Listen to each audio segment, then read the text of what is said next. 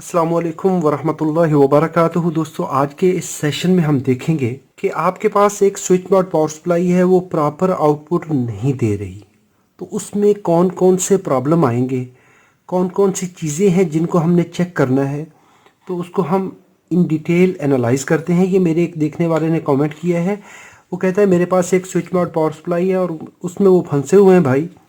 वो कह रहे हैं कि मुझे 1 वोल्ट मिल रहा है आउटपुट में और 1 ही वोल्ट मिल रहा है एसएमपीएस के वीसीसी कैपेसिटर पर। तो चलें जी, इसको स्टार्ट करते हैं। हम करते हैं यहाँ पर लाइन और न्यूट्रल, ये अप्लाई करते हैं। यहाँ पर हमारा फ़िल्टर आ जाता है, इससे हमारा कोई लेना देना नहीं है। इसके बाद हमारा यहाँ पर आ जाता है ब्रिज रेक्टिफायर। तो ब्रिज रेक्टिफायर तक हम दे रहे होते हैं एसी वोल्टेज, और इसके बाद यहाँ पर आउटपुट में पॉजिटिव और नेगेटिव सप्लाई मिलती है, जिसका मतलब है कि यहाँ पर हमें एक स्मूथ लाइन, बिल्कुल सीधी सप्लाई मिल रही है जो कि डीसी है। क्योंकि जब पोलैरिटी मार्किंग हो जाती है तो वहाँ पर हमें डीसी सप्लाई मिलती है। ये वो हमारा बड़ा कैपेसिटर है जिसको स्मूथिंग कैपेसिटर कहते हैं, बल्क कैपेसिटर कहते हैं, डीसी कैपेसिटर कहते हैं। डीसी रेल पे हमें ये सप्लाई मिल गई। स्विच मोड पावर सप्लाई के अंदर हमें पता है कि हम जब एक सर्किट डिज़ाइन करते हैं या ये वर्क करते हैं तो ये पॉजिटिव वोल्टेज हम सप्लाई दे देते हैं एक ट्रांसफार्मर को, जिसको चॉपर भी बोला जाता है, जिसको एसएमपीएस ट्रांसफार्मर भी कहा जाता है, हाई फ्रिक्वेंसी ट्रांसफार्मर भी कहा जाता है। जितने नाम दे ले, बात एक ही है कि इसमें से हमने ये डीसी वोल्टेज गुजारने हैं। अभी डीसी वोल्टेज गुजारने के लिए ट्रांसफार्मर में से तो डीसी गुजरती नहीं है, तो क्या किया जाता है, इसको हाई फ्रिक्वेंसी पे स्विच करवाया जाता है। वो एक स्पेशल फ्रिक्वेंसी है जिस पे इस ट्रांसफार्मर को या इस कन्वर्टर को डिज़ाइन किया गया है। मिसाल के तौर पे ये हमारा जो कन्वर्टर जो भी हम देख रहे हैं 100 किलोहर्ट्ज़ पे है, 50 किलोहर्ट्ज़ पे है, 200 किलोहर्ट्ज़ पे है। अगर 50 किलोहर्ट्ज़ पे है तो इसका मतलब है वो 50,000 बार 1 सेकंड में यहाँ से करंट को पास करवाएगा और रोकेगा। 1 सेकंड में 50,000 बार, 50 किलोहर्ट्ज़। तो 50 किलोहर्ट्ज़ का मतलब है 50,000 मर्तबा ये ऑन भी होगा, ऑफ भी होगा। ये इसको एक साइकिल कहा जाता है। फिर ये ऑन होगा, ऑफ होगा, ऑन होगा, ऑफ होगा। तो ये ऑन होना और ऑफ होना, ये 1 सेकंड में 50,000। तो अगर हम कहते हैं 100 किलोहर्ट्ज़, तो इसका मतलब है वो 1,00,000 बार, 1,00,000 बार ऑन होगा, ऑफ होगा 1 सेकंड में। तो जो इंतहाई शॉर्टेस्ट पीरियड है उसके अंदर ये ऑन ऑफ होगा। तो ऑन ऑफ करवाने के लिए भी यहाँ पर तो हमारे पास पॉजिटिव वोल्टेज है, ये हमने यहाँ पर अप्लाई कर दिए। इसके साथ हम कोई भी ट्रांजिस्टर लगा सकते हैं, मॉसफेट लगा सकते हैं, आईजीबीटी लगा सकते हैं, जो कि पावर स्विचिंग के काम आता है। तो इसका ये एंड हम क्या कर देते हैं, इस ग्राउंड के साथ कनेक्ट कर देते हैं। अभी देखिए, इस सर्किट को भूल जाइए। तो ये पॉजिटिव वोल्टेज हमने यहाँ पर अप्लाई किए। अगर ये स्विचिंग डिवाइस ना हो तो ये पॉजिटिव वोल्टेज यहाँ से चलेंगे डायरेक्टली कैपेसिटर के नेगेटिव टर्मिनल पर, तो ये एक पाथ मुकम्मल हो जाएगा। इस पाथ को रोकने के लिए, ऑन करवाने के लिए, यानी इसको मिलाने के लिए और जोड़ने के लिए, तोड़ने के लिए हमारे पास ये एक एसएमपीएस आईसी है, ये वाली, जो ये काम कर रही है। इसने 1 सेकंड के अंदर इतनी बार ऑन ऑफ होना है। तो इसका मतलब है जब ये ऑन होगी, इसके गेट पे हम जब सप्लाई देंगे, तो जैसे ही ये एसएमपीएस आईसी ऑन होगी तो गेट पे या बेस पे सिग्नल आएगा, तो ये इस एमीटर से कलेक्टर की तरफ करंट फ्लो करवाएगी और यहाँ पर हमारा पॉजिटिव टर्मिनल है। ये एंड पॉजिटिव है, ये एंड नेगेटिव है। तो अगर आप कन्वेंशनल करंट थ्योरी के बारे में बात करेंगे तो करंट चलेगी पॉजिटिव से लेके नेगेटिव की तरफ।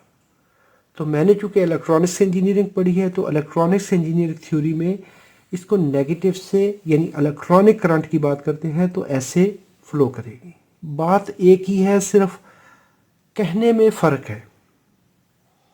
यानी हम कहते हैं कि इलेक्ट्रॉन्स मूव करते हैं इस तरफ, जब हम कन्वेंशनल करंट थ्योरी में बात करते हैं तो हम कहते हैं कि positive charge carrier positive charge move करता है। बात एक ही है, चाहे ये कह लें या ये कह लें। करंट चली यहाँ से, इसमें से गुजरी और यहाँ पर हमारे पास ट्रांसफार्मर में आउटपुट वाइंडिंग है। ये एक भी हो सकती है, दो तीन जितनी भी हैं। और साथ में एक हमारे पास यहाँ पर इसी ट्रांसफार्मर की तीसरी वाइंडिंग में थोड़ी सी दूर बना रहा हूँ तो ये है इसी का हिस्सा। अभी जब इसमें से करंट गुजरेगी, हमने क्या किया, एक पल्स भेजी, करंट चली, मैग्नेटिक फील्ड बना, ऐसे फैला। जैसे ही वो फैलेगा इस वाइंडिंग को कट करेगा, इसमें वोल्टेज बनेंगे, हमें आउटपुट में रेक्टिफाई होकर कैपेसिटर पर मिल जाएंगे। ये हमारी आउटपुट आ गई। सेम टाइम हमारे पास ये एक और वाइंडिंग है, यहाँ पर हमने ये प्राइमरी साइड पे, इसको एक्सिलरी वाइंडिंग कहा जाता है, तो ये एंड ग्राउंड करके हमने ये वोल्टेज दे दिए इस आईसी को, वीसीसी वोल्टेज। इस आईसी को इनिशियली हम एक रेजिस्टर लगाकर स्टार्ट करवाते हैं, बाद में ये वीसीसी वाइंडिंग से, बायस वाइंडिंग से, एक्सिलरी वाइंडिंग से वोल्टेज लेती है और ये आईसी काम करना शुरू कर देती है। अभी कहानी आती है यहाँ पर, जब एक आइडियल कंडीशन है, जब एक अच्छा वर्किंग कंडीशन है तो उस वक्त करंट चली, ये स्विच हमारा ठीक है, इसमें से करंट चली तो ये हमारी जो वाइंडिंग है ये प्रॉपरली वर्क करेगी, मैग्नेटिक फील्ड पूरा बनेगा जितना हमें चाहिए या जितना इसको बनाना चाहिए, बना, वोल्टेज बने, आउटपुट में मिले, एग्जैक्ट आ गई। अभी कहानी आती है कि आपको आउटपुट पूरी नहीं मिलती। पहली रीज़न, अगर ये ट्रांजिस्टर, ये मॉसफेट प्रॉपरली ऑन ना हो, जितनी करंट चलानी चाहिए थी वो ना चलने दे, तो इसका मतलब है मैग्नेटिक फील्ड पूरा नहीं बनेगा। जब मैग्नेटिक फील्ड पूरा नहीं बना, आउटपुट में वोल्टेज नहीं मिलेंगे। या अभी इसके कौन कौन से रीज़न हो सकते हैं, क्योंकि हमारी ये आईसी यहाँ पर इसको सिग्नल देगी तो यहाँ पर एक करंट लिमिट रेजिस्टर लगी, ठीक हो गया जी। इसके बाद यहाँ पर एक गेट डिस्चार्जिंग के लिए एक रेजिस्टर लगाई जाती है, पुल डाउन रेजिस्टर। अभी ये रेजिस्टर है अप्रॉक्सीमेटली ये 20 से 22 ओम की होती है नॉर्मल कंडीशन में, 10 ओम की भी होती है, और ये तकरीबन 20 के की 22 के की रेजिस्टर है। और यहाँ पर एक जीनर डायोड लगा होगा जो कुछ भी वोल्टेज का 12, 14, 18 वोल्ट का होता है नॉर्मली, ये प्रोटेक्शन के लिए है। अभी यहाँ पर दो कहानियाँ हो गई, एक हमने करंट लिमिट करवाई इसकी कि ज़रूरत से ज़्यादा करंट ना जाए, और दूसरा हमने काम किया कि जैसे ही ये सिग्नल ऑफ होगा तो फ़ौरन से ये इस गेट को ज़ीरो लेवल पे ले आए ताकि मॉसफेट हमारी उसी वक्त ऑफ हो जाए। अगर ये हमारा नेटवर्क प्रॉपर वर्क नहीं करेगा, ये रजिस्टर यहाँ से जो सिग्नल प्रॉपर फीड होना है वो प्रॉपर फीड नहीं हो रहा, गेट प्रॉपरली चार्ज नहीं हो रहा, मॉसफेट प्रॉपरली स्विच नहीं कर रही, पूरी करंट नहीं चलने देगी, तो रिज़ल्ट क्या आएगा कि मैग्नेटिक फील्ड पूरा नहीं बनेगा। पहला सिनेरियो हमारे पास ये आ गया। उस सूरत में हम ये कंपोनेंट वेरीफाई करेंगे कि वाकई ये कंपोनेंट ठीक प्रॉपरली काम कर रहे हैं, गेट पे जो पल्स आनी है वो प्रॉपर बन रही है या नहीं बन रही, उसका एम्पलीट्यूड पूरा है, उसका गेट प्रॉपरली डिस्चार्ज हो रहा है और वो लो लेवल पे आ रही है, हाई लेवल पे प्रॉपरली जा रही है। अगर वो 12 वोल्ट उसकी आउटपुट आनी चाहिए तो 12 वोल्ट अगर नहीं आ रहे तो वो प्रॉपरली उसको इनेबल नहीं करवाएगी, तो नतीजतन क्या होगा कि ये सैचुरेशन मोड में नहीं जाएगी, ये कंडक्शन में रहेगी। तो कंडक्शन में क्या होता है कि इसकी इंटरनल रेजिस्टेंस ज़्यादा होती है। जैसे सैचुरेशन मोड में जाता है तो सैचुरेट होने पे ये इसकी लो रेजिस्टेंस हो जाती है, तो उस वक्त ये फुल करंट अलाउ करता है। पहला सबब ये हो गया। दूसरा सबब, अगर ये हमारा ट्रांजिस्टर, हमारा मॉसफेट, हमारा आईजीबीटी जो भी है वो प्रॉपर स्विच नहीं कर रहा तो भी इसमें प्रॉब्लम है। इसके भी 2-3 रीज़न होते हैं। एक तो इसका मटेरियल फेलियर हो सकता है, ये ख़ुद ख़राब हो सकता है। दूसरा, क्योंकि ये हाई करंट स्विचिंग डिवाइस होता है, इसमें से पावर डिसिपेट होती है, हीट जनरेट होती है, तो जो इसके पीसीबी के साथ ये वाले कनेक्शन होते हैं, स्पेशली ड्रेन टू सोर्स, ये कनेक्शन इसके पीसीबी के साथ अगर इसमें ड्राई जॉइंट आ जाए, इसमें ड्राई सोल्डरिंग हो जाए, ये होता है रूटीन में, ये होता है। तो जब इसमें ड्राई सोल्डरिंग हो जाए, स्पेशली जब ये एक टाइम गुजर जाता है, तो वहाँ पे ऑक्साइड भी बनते हैं। अगर उस पर प्रॉपर कन्फॉर्मल कोटिंग नहीं है तो ये ड्राई जॉइंट होगा, इसकी रेजिस्टेंस बढ़ेगी। तो यहाँ पर क्योंकि हाई करंट पल्स करंट होती है, तो हाई करंट पे जैसे ही ये पूरी करंट अलाउ नहीं करेगा, रेजिस्टेंस बढ़ेगी। जैसे ही ड्राई जॉइंट होता है तो वहाँ पर कॉन्टैक्ट रेजिस्टेंस बढ़ जाती है।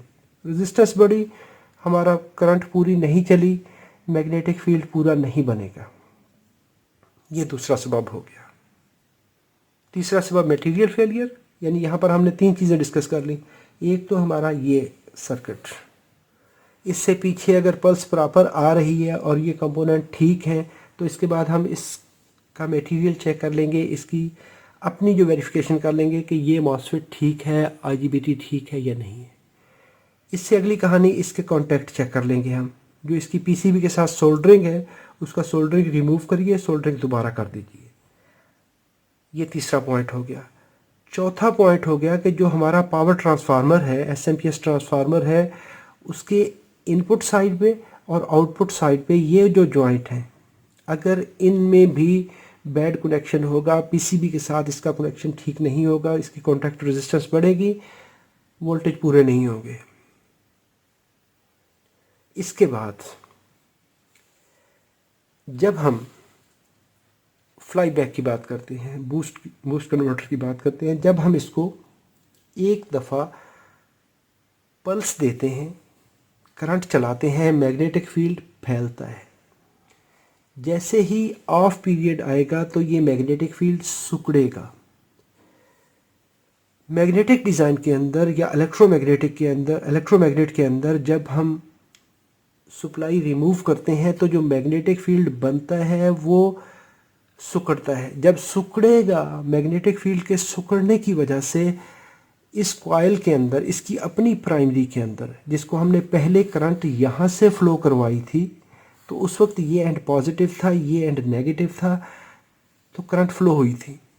तो इसकी अपनी जब कोलैप्स होगा मैग्नेटिक फील्ड, क्योंकि हमने सप्लाई रिमूव कर दी, उसके कोलैप्स होने से क्या होगा कि यहाँ पर इस जगह पर जो वोल्टेज बनेंगे, क्योंकि ये अपनी ही वाइंडिंग को कट करेगा, तो वो वोल्टेज अप्लाइड वोल्टेज के अपोजिट पोलैरिटी में होते हैं, रिवर्स ईएमएफ बनती है। तो यहाँ पर ये एंड नेगेटिव हो जाएगा, ये एंड पॉजिटिव हो जाएगा। जितने अप्लाइड वोल्टेज थे उसी अमाउंट के बराबर ये रिवर्स वोल्टेज बनेंगे। उनको डिस्चार्ज करवाना पड़ता है। अगर वो डिस्चार्ज नहीं होंगे तो जब नेक्स्ट सिग्नल आएगा तो उस वक्त ये वोल्टेज प्लस ये वोल्टेज ये आपस में सीरीज़ में आ जाते हैं। तो उसके लिए यहाँ पर RCD स्नबर सर्किट एक लगाया जाता है। ये हमारी ज़रूरत होती है फ्लाई बैक के अंदर। तो ये पॉजिटिव रेल के साथ ये एक रजिस्टर लगी, इसके पैरेलल में एक कैपेसिटर होता है। अगर RCD स्नबर, अगर RC स्नबर है तो उसका और फंक्शन होता है। तो ये यहाँ पर एक इस तरह से रिवर्स बायस डायोड में, रिवर्स पोलैरिटी में डायोड लगा है। अभी देखिए, पॉजिटिव वोल्टेज इस रेजिस्टर से गुजरेंगे तो कैथोड पे आएंगे, तो ये कैथोड हमारा रिवर्स बायस है। जब ये ट्रांजिस्टर स्विच करेगा तो ये यहाँ पर ये नेगेटिव वोल्टेज स्विच करके इससे गुजरेंगे। अभी ये लो रेजिस्टेंस है तो यहाँ पर आएंगे, हमारा डायोड रिवर्स बायस है। लेकिन जैसे ही ये मॉसफेट ऑफ होगी, जो हमने दूसरी बात की थी कि पोलैरिटी अभी रिवर्स हो जाएगी वोल्टेज की, क्योंकि कॉइल ने अपनी मैग्नेटिक फील्ड ने अपनी कॉइल को दोबारा से कट कर लिया है, तो वोल्टेज की पोलैरिटी रिवर्स हो गई। ये एंड नेगेटिव, ये एंड पॉजिटिव हो गया। अभी जब ये पॉजिटिव आया तो ये डायोड के एनोड पर पॉजिटिव वोल्टेज आ जाएंगे, और जब ये वोल्टेज पॉजिटिव आएंगे डायोड फॉरवर्ड बायस हो गया। तो ये क्या करेगा कि ये वाइंडिंग का ये एक पाथ यहाँ से बन जाएगा, पॉजिटिव वोल्टेज यहाँ से आए इस तरह से, तो ये इंटरनली वाइंडिंग को डिस्चार्ज करवाएगा। अगर आपने मेरे चैनल को सब्सक्राइब नहीं किया तो सब्सक्राइब तो कर लें और घंटी वाला बटन दबा लीजिए ताकि मेरी आने वाली वीडियो आप देख सकें। अगर आप मेरी वीडियो देखना चाहते हैं तो ये काम कीजिएगा। मैग्नेटिक फील्ड कोलैप्स हुआ, वोल्टेज अपोजिट पोलैरिटी में बने, ये एंड पॉजिटिव हुआ। इस तरह से एक पाथ ये बना रजिस्टर के थ्रू कुछ वोल्टेज, और कुछ इसने अपने इस कैपेसिटर पर स्टोर कर लिए। अभी जब ये कैपेसिटर पर स्टोर कर लिए, इतनी देर में ये वाइंडिंग ज़ीरो हो गई, इस पर जितना मैग्नेटिक फील्ड था वो ज़ीरो हो गया। अगर ये स्नबर सर्किट ना हो तो उस वक्त ये कॉइल का मैग्नेटिक फील्ड फिर बार बार फैलता है, सिकुड़ता है। तो फैलने सिकुड़ने की वजह से ऑसिलेशन इफेक्ट आता है, उसकी वजह से ये मॉसफेट भी डैमेज होती है, ओवर वोल्टेज स्ट्रेस आता है। 300 वोल्ट यहाँ पे थे, 300 वोल्ट यहाँ पे, 2 सोर्स सीरीज़ में आए, इस मॉसफेट पे डबल लोड आएगा, तो लोड आने से इसका गेट उसी वक्त डैमेज हो जाएगा। उस चीज़ से बचाने के लिए ये स्नबर सर्किट लगाया जाता है। अभी ये तो हमारी ज़रूरत है, हमने अपनी इस सर्किट को इस्तेमाल करने के लिए ये हमने लगाया। अगर ये डायोड हमारा शॉर्ट सर्किट हो जाए तो ये क्या करेगा, ये एक यहाँ से भी करंट का पाथ दे देगा, क्योंकि ये अगर इस सूरत में बात करते हैं, अगर ये डायोड ठीक है तो ये रिवर्स पोलैरिटी ब्लॉकर है। नेगेटिव वोल्टेज एनोड पे आएंगे तो ये इसको ब्लॉक करेगा। लेकिन अगर जो दूसरी सूरत हाल है अगर वाली, कि अगर ये डायोड ख़राब हो जाए, शॉर्ट सर्किट हो जाए, तो ये नेगेटिव वोल्टेज को एक ये रास्ता भी दे देगा। इनिशली तो ये है कि करंट ने यहाँ से चलना है, वाइंडिंग में से गुजरना है, पॉजिटिव तक रास्ता मुकम्मल करना है। लेकिन ये वाली कहानी अगर हो गई तो वाइंडिंग में अभी देखें, हमें पता है कि जी एक्सेल इंडक्टिव रिएक्टेंस वो डिपेंड करती है फ्रीक्वेंसी पे। जितनी फ्रीक्वेंसी ज़्यादा होती जाएगी इसकी रेजिस्टेंस बढ़ती जाएगी। अभी ये रजिस्टर है, ये तो डीसी में भी वही काम करेगी, एसी में भी वही काम करेगी, लेकिन जो कॉइल है वो जैसे जैसे फ्रीक्वेंसी बढ़ेगी उसकी रेजिस्टेंस बढ़ती जाएगी। अभी जब ये डायोड शॉर्ट सर्किट हो गया तो करंट यहाँ से चलने की बजाय यहाँ से चलना शुरू हो जाएगी, तो एक हमारी लीकेज शुरू हो गई। ये जो कंडीशन थी जो हमने यहाँ पे बताई थी कि अगर ये इसका चैनल प्रॉपर वर्क नहीं कर रहा तो ये पूरी करंट यहाँ से नहीं चल रही। अभी अगर ये कंपोनेंट तो ठीक है, लेकिन अगर यहाँ से हमारी जो करंट यहाँ से गुजारनी थी हमने वो ही प्रॉपर नहीं गुजर रही, इस वाइंडिंग में से पूरी करंट फ्लो नहीं कर रही, पूरा मैग्नेटिक फील्ड नहीं बनेगा, वोल्टेज पूरे नहीं बनेंगे। तो उस सूरत में ये एक रास्ता है जो कि हमारे वोल्टेज के प्रॉपर ना बनने में सबसे बड़ा प्रॉब्लम होता है इसका, कि उस वक्त ये डायोड शॉर्ट सर्किट हो चुका होता है, या इसमें से ये कैपेसिटर, डायोड या कैपेसिटर, इन दोनों में से अगर कोई भी चीज़ प्रॉपर वर्क ना करे, डायोड शॉर्ट सर्किट हो जाए या कैपेसिटर शॉर्ट सर्किट हो जाए या ये ओपन हो जाए, दोनों सूरतों में हमारा जो आगे सर्किट है वो प्रॉपर सप्लाई नहीं बनाएगा। तो हमें ये डायोड चेक करना होगा।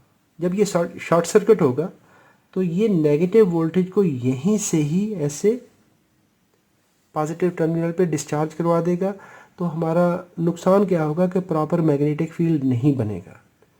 ये मैग्नेटिक डिज़ाइन के अंदर, ट्रांसफार्मर के अंदर सबसे बड़ा जो इसमें मुश्किल काम है कि आपने इसको जब करंट देनी है तो प्रॉपर मैग्नेटिक फील्ड बनवाना है। तो कहीं से भी लीकेज होगी तो हमारा जो सर्किट है वो प्रॉपरली वर्क नहीं करेगा। अभी एक और एंगल से देखते हैं। अगर हमारा ये सर्किट ठीक है, प्रॉपर वर्क कर रहा है तो ठीक है। अगर ये प्रॉपर वर्क कर रहा है तो उस वक्त हमारे पास एक फीडबैक भी आ रही है। यहाँ पर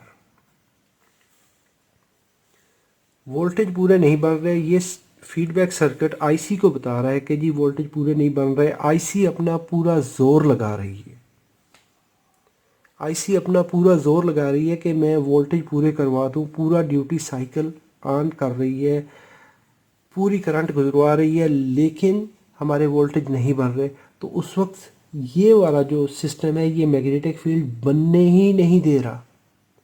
अगर यहाँ पर पूरा मैग्नेटिक फील्ड बने और सिकुड़े तो यहाँ पर अगर हमारे पास प्रॉब्लम है तो मैग्नेटिक फील्ड यहाँ पे पूरा बनेगा, इसमें भी उसी रेशो से वोल्टेज बनेंगे।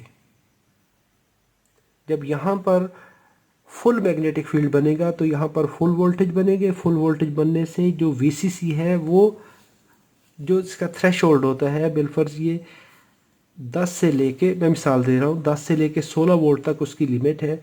तो जैसे ही ये मैग्नेटिक फील्ड पूरा बनेगा तो ये 16 से ऊपर निकलने की कोशिश करेगा। तो जैसे ही ऊपर निकलने की कोशिश करेगा तो आईसी फौरन से प्रोटेक्शन में चली जाएगी, वो ओएलपी में चली जाएगी, ओवरलोड प्रोटेक्शन में चली जाएगी। उसको पता चलेगा कि जो सर्किट हमारा ओवरलोड हो रहा है, यहाँ पर कोई कंपोनेंट शॉर्ट सर्किट है, कैपेसिटर है, डायोड है, कोई भी पंगा है यहाँ पर, तो वो क्या करेगा कि फीडबैक बताएगी कि वोल्टेज नहीं बन रहे, लेकिन यहाँ पर सर्किट प्रॉपर वर्क कर रहा है। तो जब ये सर्किट प्रॉपर वर्क कर रहा है तो इसका मतलब प्रॉब्लम यहाँ पर है। तो उस वक्त ये वोल्टेज बढ़ेंगे, इसके बढ़ने से हमारी जो आईसी है वो रीबूट में जाएगी, फ्लक्चुएशन करेगी। लेकिन अगर प्रॉब्लम हमारा इस एरिए में है तो अभी मैग्नेटिक फील्ड पूरा ही नहीं बन रहा। जितने वोल्टेज हमें चाहिए वो यहाँ पर, चूँकि मैग्नेटिक फील्ड पूरा नहीं बन रहा, इसके ना बनने की वजह से यहाँ पर भी वोल्टेज थोड़े हैं, यहाँ पर भी थोड़े हैं। तो ये थोड़े वोल्टेज आईसी को जाएंगे। आईसी अपना पूरा जोर लगाती रहेगी, ऑन होने की कोशिश करेगी, पूरा ड्यूटी साइकिल इस्तेमाल करेगी, लेकिन हमारी लीकेज हो रही है यहाँ पर। या तो ये प्रॉपर वर्क नहीं कर रहा, तो या ये प्रॉब्लम कर रहा है। ये प्रॉपर वर्क ना करे यानी ये ना करने दे, इसका काम है ऑफ पीरियड में वर्क करना। लेकिन अगर ये आईसी के ऑन होने पे, मॉसफेट के ऑन होने पे भी ये वर्क करे तो इसका मतलब है कि ये प्रॉब्लम क्रिएट कर रहा है। तो उस वक्त हमें ये चीज़ें देखनी है। इस वक्त रीबूट में नहीं जाएगी, आईसी फुल ड्यूटी साइकिल इस्तेमाल करते हुए अपनी स्विचिंग करेगी। स्विचिंग करने से आउटपुट में वोल्टेज पूरे नहीं बनेंगे। हमारे नॉर्मली 3 वोल्ट मिलेंगे, अगर 12 वोल्ट की सप्लाई है 12 नहीं मिलेंगे, ये मिल रहे होंगे। बंदा कहता है ये क्या स्यापा है, वो स्यापा नहीं होता, असल में वो स्यापा यहाँ पर होता है। तो उस वक्त हमें ये चीज़ें चेक करने की ज़रूरत है। आरसीडी स्नबर, मॉसफेट्स, इसके गेट ड्राइव कंपोनेंट्स और ये इसके जॉइंट्स, इसको आप रीसोल्डर कर दीजिए। पहला काम तो ये, इसको इंस्पेक्ट कर लीजिए अगर उसमें किसी किस्म की कोई प्रॉब्लम है। बाज़ औक़ात ये होता है कि एसएमपीएस ट्रांसफार्मर के जो बोबिन के इन साइड पे कनेक्शन होता है, जहाँ पे ट्रांसफार्मर की वाइंडिंग की वायर लपेटी होती है, उसको भी बाज़ औक़ात रीसोल्डर करने से ये प्रॉब्लम फिनिश हो जाता है। तो इसमें अगर प्रॉपर करंट नहीं गुजरेगी इस चैनल में, इस नेगेटिव टर्मिनल से लेके इस तक अगर प्रॉपर वर्क नहीं हो रहा, कोई भी चीज़ ख़राब है, मॉसफेट ख़राब है, वाइंडिंग में प्रॉब्लम है, जॉइंट्स में प्रॉब्लम है, ये स्नबर ख़राब है, तो हमारे आउटपुट में वोल्टेज प्रॉपर नहीं बनेंगे। उम्मीद करता हूँ ये वीडियो आपके लिए मालूमाती होगी। मालूमाती है तो इसको लाइक कर लीजिए। अगर आपका कोई सवाल हो तो कमेंट बॉक्स में लिखिए, मुझे आपकी राय का इंतज़ार रहेगा। अल्लाह रब्बुल इज़्ज़त आपको सलामत रखे, अपनी हिफाजत में रखे। अस्सलामु अलैकुम वरहमतुल्लाहि वबरकातुहू।